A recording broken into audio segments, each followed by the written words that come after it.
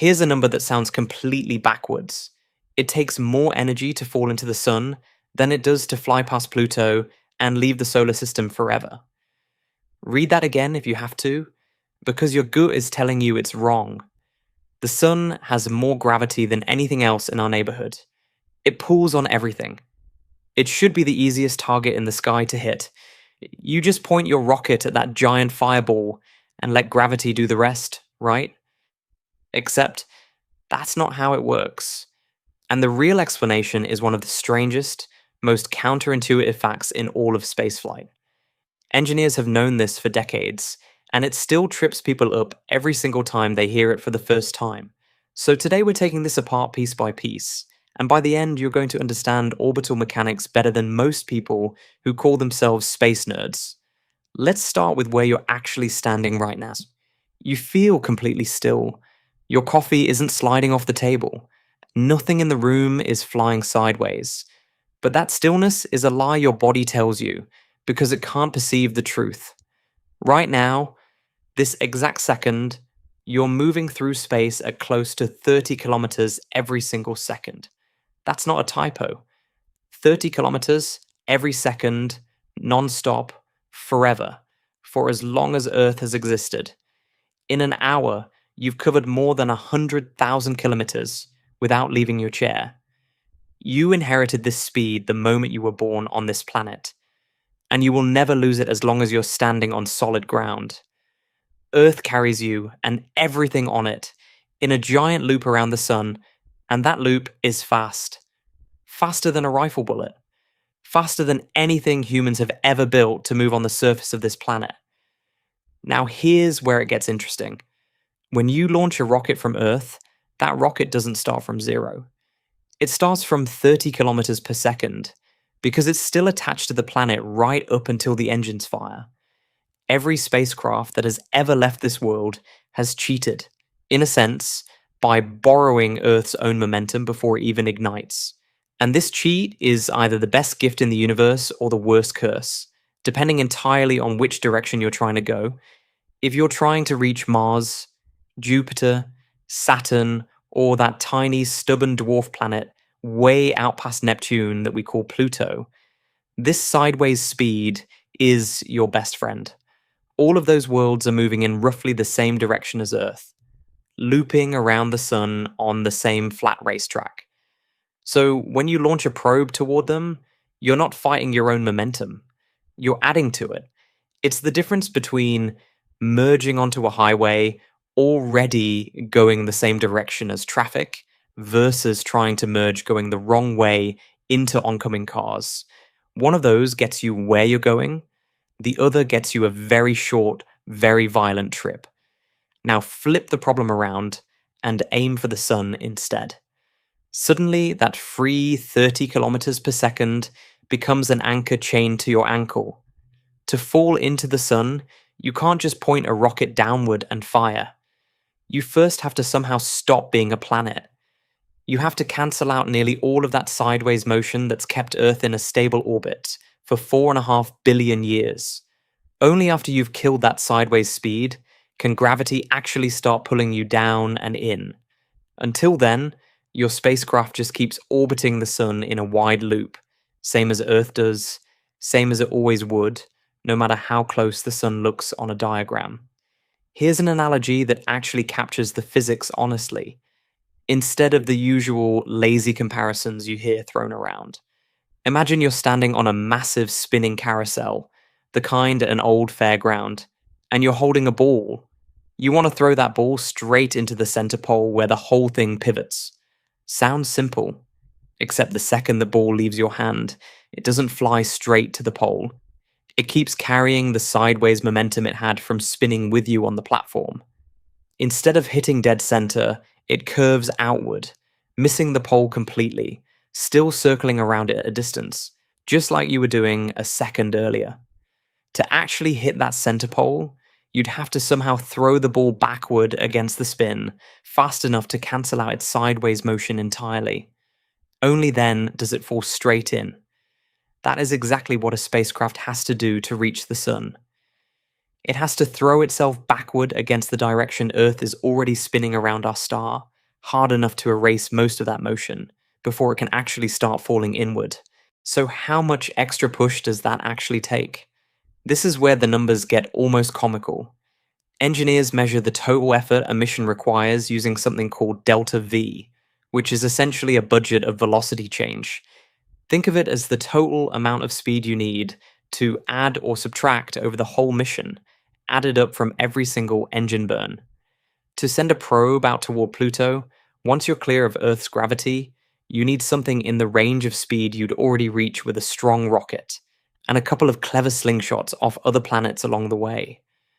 New Horizons, the actual probe that visited Pluto, left Earth faster than any spacecraft in history up to that point. And even then, it still took 9.5 years to get there. Helped enormously by swinging past Jupiter to steal a little extra speed for free. But to fall into the sun, straight down, cancelling that sideways orbital velocity, you would need something in the ballpark of 30 kilometers per second of pure delta V, dramatically more than what's needed to escape the entire solar system and go interstellar. Let that sink in for a second.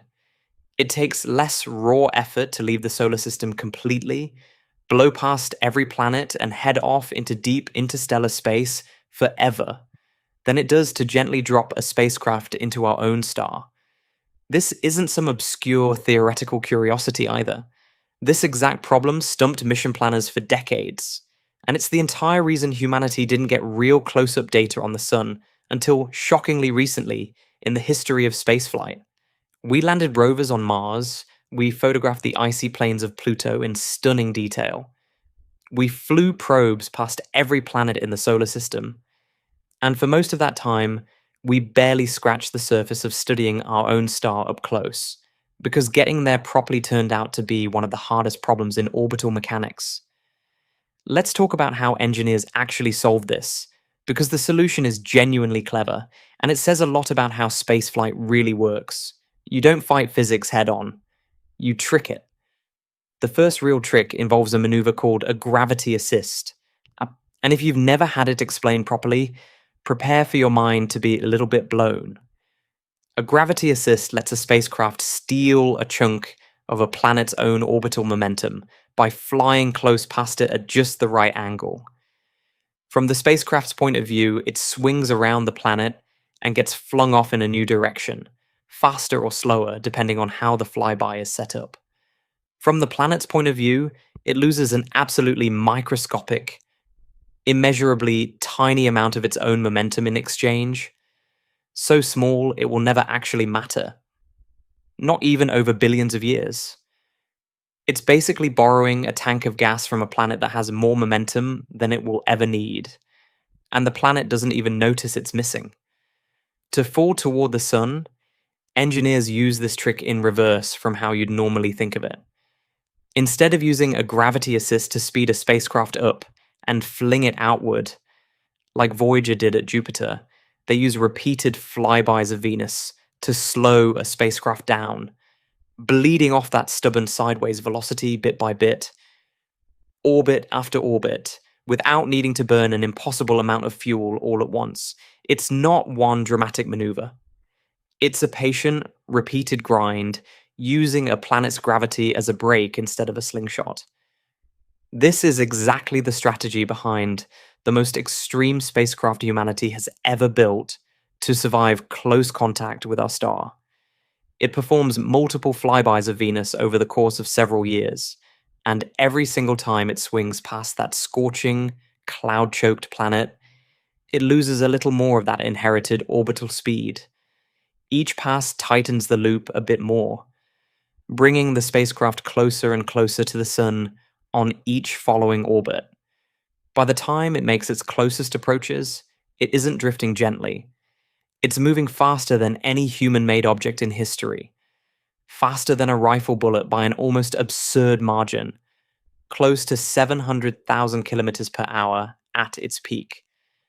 Fast enough to cross the distance from New York to Tokyo in under a minute. And it achieves that insane speed precisely because it's diving so deep into the sun's gravity well after finally shedding enough sideways momentum to actually fall. There's a bonus effect hiding inside all of this too, something called the Oberth effect. And it's one of those pieces of physics that feels like a cheat code once you understand it. Firing a rocket engine produces a much bigger boost in orbital energy when you're already moving extremely fast, deep inside a strong gravity well, compared to firing that exact same engine for the exact same amount of time out in slow, flat, empty space. So spacecraft heading toward the sun actually plan their most important engine burns for the moments when they're already screaming past at maximum speed, close to their target, squeezing far more efficiency out of every drop of fuel than they would get firing the engine anywhere else along the path. It's counterintuitive, but burning fuel when you're already going fast, deep in a gravity well, is dramatically more efficient than burning it when you're slow and far away. Now, let's pull the camera back and actually compare the two missions side by side, because seeing the full picture makes this whole puzzle click into place. A mission to Pluto is, relatively speaking, working with the grain of the solar system instead of against it. You launch, you add speed in roughly the same direction Earth is already moving. You use a gravity assist at a giant planet like Jupiter to add even more free speed without burning extra fuel, and then you coast. You genuinely just coast, for years, sometimes for the better part of a decade, drifting further and further from the sun as its gravity slowly, gently tugs against you the whole way, but never quite winning, because you left with more than enough speed to escape its pull entirely. New Horizons launched in January 2006 and reached Pluto in July 2015, and it did that traveling faster leaving Earth than any spacecraft before it, and even with that head start, the trip still took nearly 10 years to cross roughly 6 billion kilometers of mostly empty space. A mission to the sun is the complete opposite problem. You're not trying to escape a gravity well. You're trying to fall into the deepest, strongest gravity well in the entire solar system, belonging to an object with more mass than everything else in this system combined, over 1,000 times the mass of Jupiter, more than 300,000 times the mass of Earth. And the only thing standing between you and that fall isn't distance, it's velocity. Pure, stubborn, inherited sideways velocity that Earth handed you the moment you were born on it, and that velocity has to be dealt with directly, patiently, expensively, one gravity assist at a time, over years before gravity can finally do what it's been trying to do to every object in this solar system since the beginning of time, which is pull it straight down into the core. There's something almost poetic buried inside all this orbital mechanics, if you think about it for a second. The sun is the reason every planet, every moon, every asteroid, and every scrap of ice out past Neptune exists in an orderly, flat spinning disk in the first place. Its gravity organized this entire system billions of years ago, flattening a swirling cloud of gas and dust into the tidy layout we see today. And now that same organizing gravity, the very thing that shaped this entire neighborhood into a disk, is the exact reason we can't simply fall into it whenever we want. The sun built the racetrack, put every planet on it, and set the speed limit, and now every single spacecraft we've ever launched has to obey those same rules just to get close to the thing that made the rules in the first place. I want you to actually sit with a question for a second before I keep going, because I'm curious what your gut reaction is. If someone handed you unlimited rocket fuel right now, unlimited budget, unlimited time, and told you to pick one, would you rather personally witness a probe landing on Pluto's frozen nitrogen ice, or watch a probe skim through the sun's outer atmosphere and survive? Drop your answer in the comments before you keep watching, because I promise you, by the end of this video, at least a few of you are going to change your mind. Let's go back a bit further in time, because humanity's relationship with getting close to the sun didn't start with some sleek, futuristic modern spacecraft. It started with two overlooked, underappreciated probes launched way back in the 1970s called Helios 1 and Helios 2. These were a joint project between West Germany and NASA, and honestly, they don't get anywhere near the credit they deserve. Helios 2, launched in 1976, spent decades holding the record for the closest approach to the sun and the fastest speed ever achieved by a human-made object, a record that stood completely unbroken for over 4 decades until modern spacecraft finally beat it. Think about that. Technology built in the 1970s, using computers with a tiny fraction of the processing power sitting in your pocket right now, held a speed record that stood until nearly the 2020s. That's not a knock against modern engineers, it's a reminder of just how brutally difficult this specific problem actually is. Then came Ulysses, launched in 1990, and this mission attacked a slightly different piece of the puzzle. Instead of trying to get close to the sun, Ulysses was designed to fly above and below it, studying the sun's poles, which almost nothing had ever properly observed before, since every planet, and basically everything we launch, stays roughly on that same flat orbital plane. To pull this off, Ulysses used a gravity assist at Jupiter, not to speed up and fly outward like most missions do, but to bend its trajectory almost entirely out of the flat plane the rest of the solar system sits on. It's a beautiful example of the same principle we've been talking about this whole video. You don't force your way where you want to go. You find a massive object willing to bend your path for free, and you let it do the heavy lifting. Now we arrive at the two missions that genuinely changed everything, and if you're not familiar with these, you're about to be. The first is a spacecraft that finally, after decades of dreaming about it, plunged directly into the sun's outer atmosphere, a region called the corona, and survived to send data back. It's protected by a heat shield only a few inches thick, made from a specially engineered carbon composite, facing temperatures on its sun-facing side reaching close to 1400 degrees Celsius, while the instruments tucked safely behind that shield stay at a comfortable room temperature the entire time. That contrast alone tells you everything about how insanely difficult this engineering problem was. A few inches of material standing between a survivable environment and conditions hot enough to vaporize almost anything else we've ever built. This spacecraft used repeated flybys of Venus, 7 of them total across its mission, each one trimming down its orbital speed relative to the Sun a little more, tightening its loop closer and closer with every pass, exactly the strategy we talked about earlier. And by its closest approaches, it was moving faster than any human-made object in history.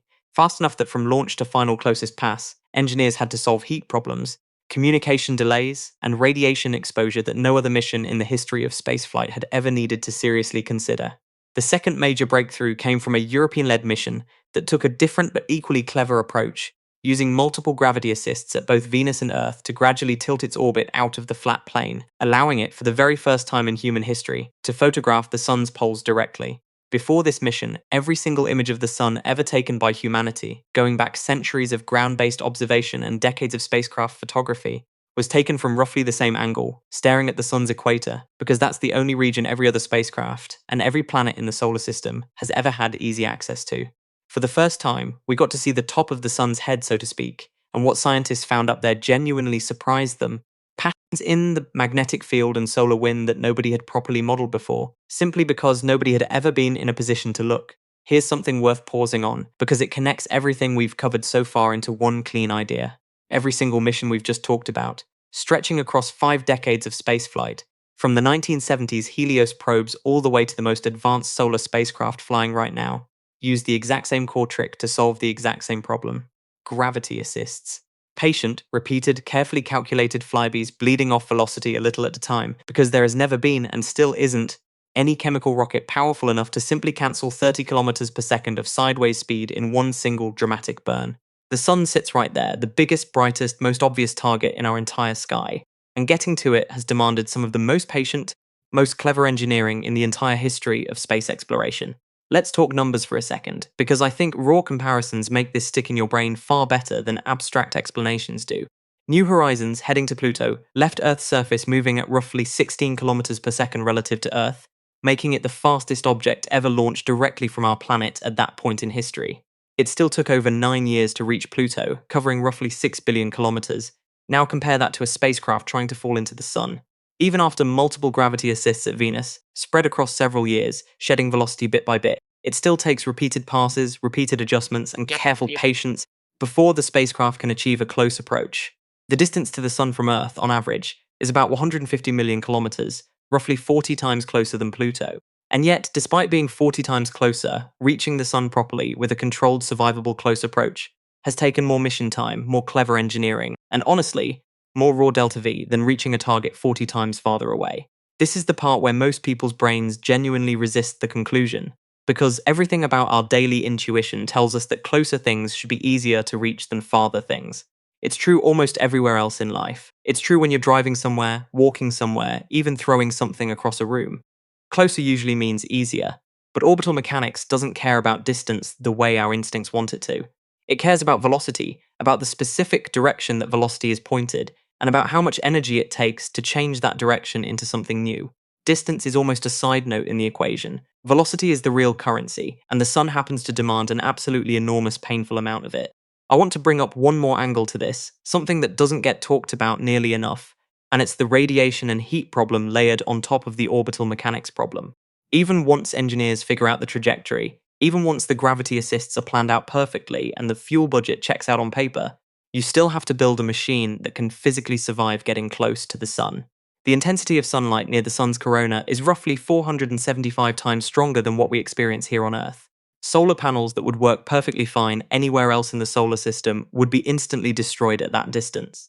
Electronics that function normally have to be shielded, cooled, and in some cases physically hidden entirely behind a heat shield, with only the absolute minimum poking out to gather data. Every single component on these spacecraft, from the antenna to the fuel lines to the sensors themselves, had to be re-engineered, tested, and retested against conditions that simply don't exist anywhere else humans have ever sent a machine. Compare that to a mission heading toward Pluto, where the challenge flips entirely in the opposite direction. Out there, sunlight is roughly 1,000 times weaker than what we get here on Earth, so weak that solar panels become almost useless, which is why New Horizons ran on a nuclear power source instead, a radioisotope thermoelectric generator, quietly converting the heat from decaying plutonium into electricity for the entire decade-long journey. Temperatures out near Pluto drop to nearly negative 240 degrees Celsius, cold enough that without careful internal heating, electronics would simply stop functioning, frozen solid in the dark. So in a strange twist, both missions are fighting extreme versions of the exact same problem, just from opposite ends of the thermometer. One spacecraft is built to survive being roasted alive. The other is built to survive being frozen solid in permanent darkness. And somehow, engineers solved both of these nightmares using technology built decades apart, on completely different continents, with completely different design philosophies. Now here's a question I actually want you to think seriously about, not just as a throwaway line before I move on. If you had to choose which mission was the harder engineering achievement, purely from a numbers and physics standpoint, not counting how cool the pictures looked afterward, would you pick the mission that had to survive a 15,400-degree heat while moving faster than any object humanity has ever built, or the mission that had to function reliably for over 9 years, in permanent, bone-chilling cold, hundreds of millions of kilometers past, where sunlight even matters anymore, using nothing but the slow decay of radioactive material for power the entire time? I have my own opinion on this, and I'll tell you where I land a little later. But genuinely, put your answer in the comments, because I've asked people this question before, and the arguments that come back are honestly some of the best space discussions I've ever read in a comment section. Let's zoom out one more time and talk about why any of this actually matters, beyond just being a cool physics puzzle to think about on a random afternoon. Studying the sun up close isn't just scientific curiosity for its own sake. The sun periodically fires off enormous eruptions of charged particles and magnetic energy, called coronal mass ejections, and when a big one is aimed directly at Earth, it can genuinely disrupt satellites, damage power grids, and interfere with communication systems across the entire planet. There's a well-documented event from 1859, now known as the Carrington event, where a massive solar storm hit Earth and caused telegraph systems across parts of the world to spark, catch fire, and fail entirely, and that happened using nothing more advanced than copper wire. If an event of that scale hit modern Earth today, with our entire civilization running on satellites, power grids, and wireless communication, the damage could run into the hundreds of billions of dollars, potentially knocking out power and communications across entire regions for weeks or longer while repairs get made. Getting spacecraft close enough to actually study how these eruptions form, how they build up energy, and how they eventually release it, gives scientists a genuinely better shot at predicting these events before they happen, the same way meteorologists predict hurricanes days in advance, instead of everyone just being caught completely off guard. Every gravity assist, every scorched heat shield, every year spent patiently bleeding off orbital velocity, ultimately feeds back into protecting the exact kind of technology you're using to watch this video right now. Let's circle back to Pluto for a moment, because it deserves its own spotlight, not just as the easier target in this comparison, but as a genuinely remarkable achievement in its own right. When New Horizons launched in January 2006, Pluto was still officially classified as the 9th planet in our solar system. By the time the spacecraft actually arrived there in July 2015, Pluto had been reclassified as a dwarf planet, a demotion that happened while the spacecraft built specifically to study it as a planet was already halfway across the solar system, unable to do anything about the debate happening back on the world it launched from. There's something almost funny about that timing. A probe traveling faster than any human-made object before it, completely unaware that the scientific community back home had changed its mind about what exactly it was flying toward. When New Horizons finally arrived, it revealed a world nobody expected. Before this mission, most scientists pictured Pluto as a dead, cratered, featureless ball of ice, roughly what you'd expect from a small frozen rock sitting in permanent darkness at the edge of the solar system. Instead, the images beamed back showed mountain ranges made of solid water ice, some reaching heights comparable to the Rocky Mountains here on Earth. They showed a massive, smooth, heart-shaped plain of nitrogen ice, now officially named Tombor Regio, after the astronomer who discovered Pluto back in 1930. They even showed evidence of possible ongoing geological activity, something almost nobody expected to find on a world that small and that far from any meaningful source of heat. And here's the thing that connects this entire story back to where we started. New Horizons only managed to capture any of this because of that same trick we've been talking about this entire video, the gravity assist. Without swinging past Jupiter in 2007, using its gravity to add extra speed for free, the mission would have taken years longer to reach Pluto, or would have needed a dramatically larger, more expensive rocket to launch with enough raw speed on its own. The exact same physics that makes falling into the sun brutally difficult is the same physics that made reaching Pluto in under 10 years actually possible. It's the same coin, just landing on opposite sides depending on which direction you're trying to go. I keep coming back to this one idea, and I think it might be the single most important takeaway from this entire video, so let me say it plainly. In space, distance is almost meaningless on its own. What actually matters is velocity, direction, and how expensive it is to change either one. A target 40 times farther away can genuinely be easier to reach than a target sitting relatively close by, if the closer target requires you to fight against the very motion that's been carrying you your entire life. Space doesn't reward proximity. It rewards momentum, patience, and cleverness, and honestly, I think that's a far more interesting lesson than the simple, boring version most people assume before they actually learn how any of this works. Let's rewind even further back, past the era of rockets and satellites entirely, because humans have been staring up at the sun and assuming it should be an easy, obvious target for a very long time.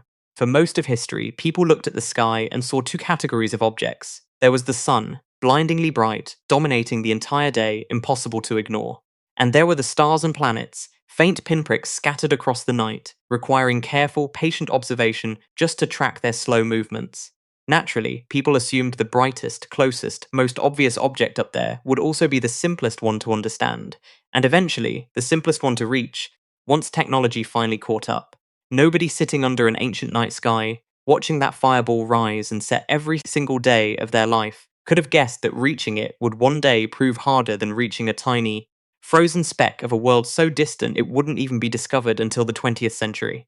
That gap between intuition and reality is honestly the whole reason this topic makes such a good rabbit hole in the first place. It's not just a physics lesson. It's a genuine correction of something almost everyone assumes without ever questioning it. Let's make the delta V problem even more concrete with a comparison that doesn't involve carousels or spinning platforms, because I want this to click for absolutely everyone watching, even if you've never thought about orbital mechanics for more than 5 seconds in your entire life. Picture yourself on a moving train, cruising along smoothly at a steady speed, no bumps, no jolts, completely stable. Now imagine you want to step off that train and land standing perfectly still on the platform beside it. If the train is moving fast enough, you can't just casually step sideways and expect to land gently. You'd go tumbling, because your body still carries the train's forward speed the instant you leave it. To land standing still, you'd essentially need to somehow cancel out your own forward momentum first, matching the platform's speed of 0 before your feet ever touch solid ground. That's a genuinely difficult, almost impossible thing to do gracefully while jumping off a moving train. Now scale that exact same problem up by a factor of thousands, replace the train with an entire planet moving at 30 kilometers per second, and replace stepping onto a platform with falling into the single most massive object in your immediate cosmic neighborhood. And you've got the actual challenge every solar mission has to solve. You're not just falling towards something, you're trying to land on a fixed point while still carrying the momentum of an entire moving planet along with you. Let's get specific about the numbers involved in escaping the solar system entirely, because this comparison is where the whole video really earns its title. To completely escape the sun's gravitational pull, starting from Earth's distance, ignoring atmospheric losses, and just talking about the raw speed needed relative to the sun, you need something in the neighborhood of 42 kilometers per second measured from the sun's frame of reference. But since Earth already hands you 30 kilometers per second of that for free, just by launching from a planet already in motion, the actual extra push required drops to something far more manageable, which is exactly why missions like Voyager and New Horizons were able to leave the solar system entirely using existing rocket technology, combined with a well-placed gravity assist or two. Compare that to falling into the sun, where instead of adding speed in the direction you're already moving, which is relatively cheap, you need to cancel speed you're already carrying, which turns out to be dramatically more expensive in terms of raw delta V. Adding is easy. Subtracting your own inherited motion is brutally hard. That single asymmetry is the entire secret behind this whole video, condensed into one sentence. Now let's get into the actual hardware, because I think the engineering details here deserve way more attention than they usually get in casual space content online. The most extreme solar spacecraft ever built carries a heat shield, officially called the Thermal Protection System, and it's not just a slab of metal bolted onto the front. It's a carbon composite foam sandwiched between two carbon plates, engineered specifically to handle both the extreme, direct heat of sunlight at close range and the wild temperature swings the spacecraft experiences as it swings between its blistering close approaches and its much cooler, more distant orbital points further out. Behind that shield sit the actual science instruments, with names like FEELS, designed to measure electric and magnetic fields directly in the sun's corona, WHISPER, a set of cameras built to photograph the solar wind and coronal structures as the spacecraft flies straight through them, and SWEEP, an instrument built to directly sample and count the actual particles making up the solar wind as they stream past. This isn't a spacecraft observing the sun from a comfortable distance the way older missions did.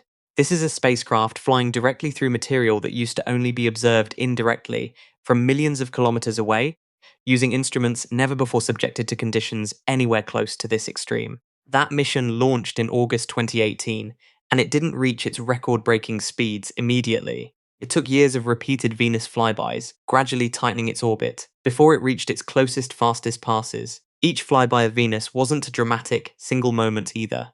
Mission controllers had to calculate the timing down to precise windows, because Venus itself is moving, and missing the correct approach angle by even a small margin would mean waiting potentially years for another properly aligned opportunity. This is patient, meticulous, almost obsessive planning stretched out across the better part of a decade, all in service of eventually getting close enough to the sun to gather data nobody in the history of astronomy had ever collected directly before. The European-led solar polar mission I mentioned earlier launched in February 2020, and its own gravity assist sequence was arguably even more intricate, using multiple flybys of both Venus and Earth in a carefully choreographed sequence to gradually bend its orbit up and out of the flat plane the rest of the solar system sits in. That spacecraft carries an instrument called the Extreme Ultraviolet Imager, capable of photographing the sun's outer atmosphere in wavelengths of light completely invisible to human eyes, revealing structures and activity in the corona that simply don't show up in ordinary visible light photographs. When this mission finally captured direct images of the sun's south pole for the first time in human history, scientists studying the images found magnetic field patterns that didn't match existing models nearly as cleanly as expected, hints that our understanding of how the sun generates and organizes its magnetic field still has real gaps in it. Gaps that simply couldn't be filled without a spacecraft physically positioned somewhere no previous mission had ever managed to reach. Here's something that genuinely surprises a lot of people when they hear it for the first time, so let me know in the comments if this one gets you too. These solar missions, despite dealing with more extreme heat, more extreme speed, and more complicated gravity assist choreography than almost anything else humanity has ever launched, actually tend to cost less overall than some outer solar system missions, partly because they don't need the same massive nuclear power sources that deep space missions require, and partly because the travel time is measured in years rather than decades, meaning the mission teams and hardware don't need to be funded and maintained for nearly as long before the science payoff actually arrives. Engineering difficulty and financial cost don't always move together in a straight line the way you'd assume, and solar missions are a perfect example of a project that's simultaneously one of the hardest things we've ever built, and, relatively speaking, not the most expensive line item in any space agency's budget. Let's talk a little more about that reclassification moment I mentioned earlier with Pluto, because there's a layer to it that I think deserves more attention. When the International Astronomical Union voted in 2006 to redefine what officially counts as a planet, introducing the new category of dwarf planet specifically to describe objects like Pluto, that decision happened just months after New Horizons had already launched. The spacecraft was already flying, already too far along its trajectory to turn back or be redesigned, chasing a target whose official classification changed while the mission was already underway. Some scientists on the New Horizons team have been openly critical of that reclassification ever since, arguing that the definition used draws an arbitrary line that doesn't hold up consistently when applied to other objects in the solar system. Regardless of where you personally land on that debate, and genuinely, I'd love to hear your take on it in the comments, because it's one of the more surprisingly heated arguments in modern astronomy. The science New Horizons returned didn't change one bit because of a vote taken back on Earth. Pluto's mountains are still there. Its nitrogen glaciers are still flowing, slowly, across that heart-shaped plain, regardless of which category humans decide to file it under. I also want to bring up something most people never think about, which is just how different the actual experience of flying each of these missions would feel if you could somehow be a passenger on board. On the journey to Pluto, you'd spend the vast majority of nearly a decade in almost complete silence, drifting through increasingly dark, increasingly cold, increasingly empty space, with the sun behind you, shrinking from a blinding disk into something barely brighter than the other stars around it by the time you finally arrived. On a mission diving toward the sun, the experience would be the exact opposite, and honestly almost violent by comparison. Years of patient, repeated Venus flybys, each one a nerve-wracking, precisely timed maneuver, followed by a final plunge where the sun wouldn't just be the brightest object in your sky anymore, it would completely dominate every direction you could possibly look, growing larger and more overwhelming with every passing hour, until you're moving faster than any human-made object in history, skimming through the outer edges of a star's atmosphere, close enough that the spacecraft's own heat shield glows from the sheer intensity of it. Two completely different journeys, two completely different emotional experiences, both born from the exact same starting point, the exact same planet, the exact same 30 kilometers per second of inherited sideways motion. Let's talk about what comes next, because this story isn't finished. Engineers and scientists are already looking at future missions that push even further into territory we've never properly explored. There's serious discussion around future solar missions designed to get even closer than current spacecraft have managed, using even more advanced heat shielding and even more aggressive gravity assist sequences at Venus. On the outer solar system side, there's genuine scientific interest in a potential future mission to Pluto's neighbor region, the Kuiper Belt, sending another spacecraft even further out to study the countless icy bodies drifting in that distant, largely unexplored region beyond Neptune's orbit. Every single one of these future missions will lean on exactly the same tricks we've spent this entire video unpacking. Gravity assists, careful velocity budgeting, and a healthy respect for just how expensive it is to fight against the momentum this entire solar system was built with billions of years ago. Before we wrap up, I want to leave you with one more comparison, because I think it puts everything into perspective in a way raw numbers alone sometimes can't. The Sun contains more than 99.8% of all the mass in the entire solar system. Every planet, every moon, every asteroid, every comet, everything adds up to less than 0.2% of the total mass sitting in this system. It is, by an enormous margin, the single most dominant object anywhere near us. And despite that overwhelming dominance, despite sitting right there in the center, visible every single clear day of your entire life, it remains one of the hardest destinations in the entire solar system to properly reach. Meanwhile, a tiny, frozen, distant world that most people couldn't even find on a map without help, a world so small it got demoted from planet status while we were still flying toward it, turned out to be comparatively easier to visit, simply because of which direction the physics happened to favor. That contradiction, the biggest, most powerful, most obvious object in our sky, being harder to reach than a small, distant world at the edge of everything, is honestly one of my favorite facts in all of astronomy, because it perfectly captures how counterintuitive real physics can be compared to what our gut assumes just from looking up at the sky. So here's my actual answer to that question I asked you earlier, about which achievement is more impressive. I lean toward the solar mission, purely because surviving conditions that hot, moving that fast, using a heat shield only a few inches thick, feels like the kind of engineering that shouldn't be possible with current materials, and yet it happened anyway. But I genuinely go back and forth on this, because a spacecraft running successfully for nearly a decade in permanent, bone-chilling darkness, using nothing but the slow decay of radioactive material for power, is its own kind of miracle. I don't think there's a clean, objectively correct answer here, and honestly, that's exactly why I want to hear yours. Tell me which one you'd pick, and don't just give me one word. Tell me why, because I read every single comment on these videos, and the best explanations genuinely end up teaching me something I didn't think about before I hit publish. Let's talk about whether there's a smarter way to solve this problem entirely, because chemical rockets and gravity assists aren't the only tools engineers have in the toolbox, even if they're the ones that have actually gotten the job done so far.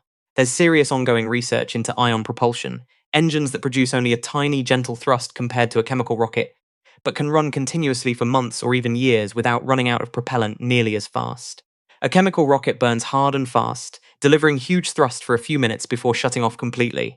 An ion engine barely pushes you at all in any single moment, but if you let it run patiently for long enough, That tiny continuous push adds up to a genuinely enormous total change in velocity over time, without needing anywhere near the same amount of propellant mass. Some proposed future solar missions have looked at combining ion propulsion with gravity assists, using the gentle, continuous push to shave off orbital velocity over an extended cruise phase, potentially cutting down the number of required flybys and shortening the overall mission timeline. It's not operational yet for a mission like this, but it's a real, actively studied option. And it's a good reminder that the tricks we've talked about today, gravity assists and the Oberth effect, aren't the end of the story. They're just the best tools currently in the toolbox. There's also been serious discussion around solar sails, spacecraft that use nothing but the gentle pressure of sunlight itself, reflecting off an enormous, ultra-thin, mirrored sail to gradually build up speed without carrying any propellant at all. It sounds almost too simple to work. Sunlight physically pushing on a mirror, hard enough to move a spacecraft, but it's been tested successfully in small demonstration missions already. Theoretically, a solar sail heading toward the sun could actually use that same sunlight pressure in reverse, angling the sail cleverly enough to bleed off orbital velocity over time rather than gain it, essentially turning sunlight itself into the brake instead of the fuel. Nobody has attempted this specific maneuver for a serious close solar approach yet, but the physics checks out, and it's exactly the kind of elegant, almost poetic solution that space engineers love, using the very thing you're trying to study as the tool that gets you close enough to study it in the first place. I also want to bring up something that always gets brought up whenever this topic comes up online, so let's just address it directly instead of leaving it for the comments to argue about without me. People often bring up the old Greek myth of a young man who flew too close to the sun on wings made of feathers and wax, only to have the heat melt the wax and send him falling into the sea. It's a great story, and it's held up as a warning about ambition outpacing preparation for thousands of years.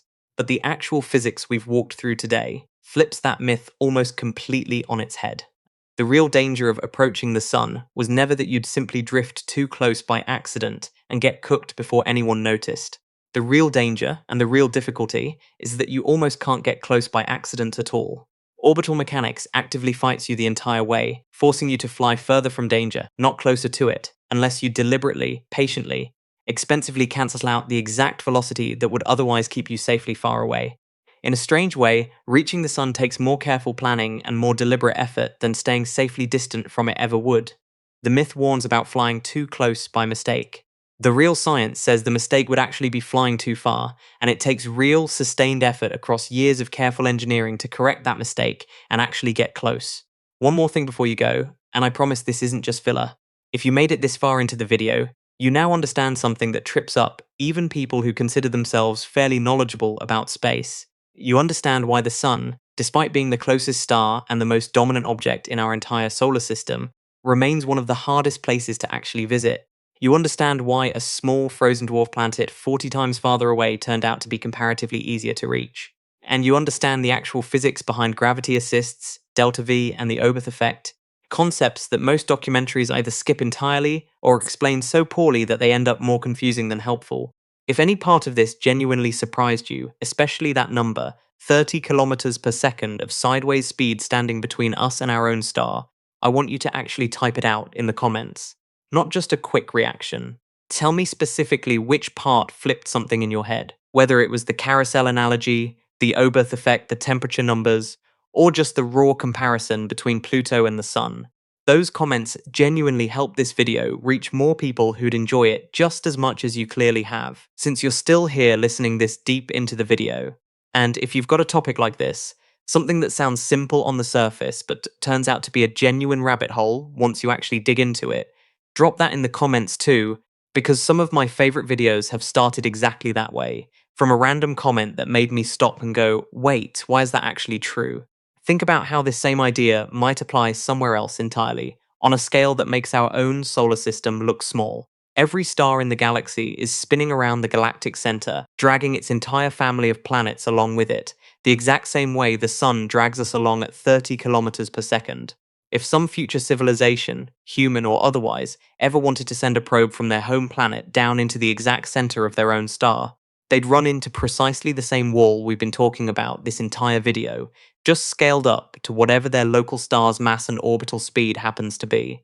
This isn't a quirky exception unique to our solar system. It's a basic rule written into how gravity and motion work everywhere in the universe, on every planet, around every star, in every galaxy.